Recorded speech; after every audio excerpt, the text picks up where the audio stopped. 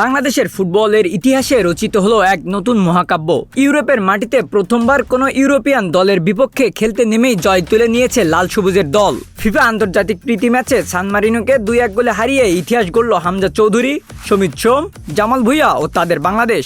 90 মিনিটের কঠিন এক লড়াই। ইউরোপের মাটিতে প্রথমবার খেলতে নেমে নতুন কোচের অধীনে শুরু থেকেই আত্মবিশ্বাসী ফুটবল খেলেছে বাংলাদেশ। মাঠের প্রতিটি অংশে ছিল জয়ের ক্ষুধা, ছিল নিজেদের প্রমাণ করার তাগিদ। প্রথমার্ধ থেকেই আক্রমণাত্মক ফুটবল খেলতে থাকে লাল সবুজের জার্সিধারীরা, আর সেই আক্রমণের ফলও আসে খুব দ্রুত।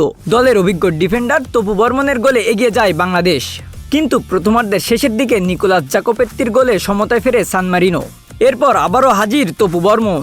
86 মিনিটে নিজের দ্বিতীয় গোল করে ব্যবধান বাড়িয়ে দেন তিনি।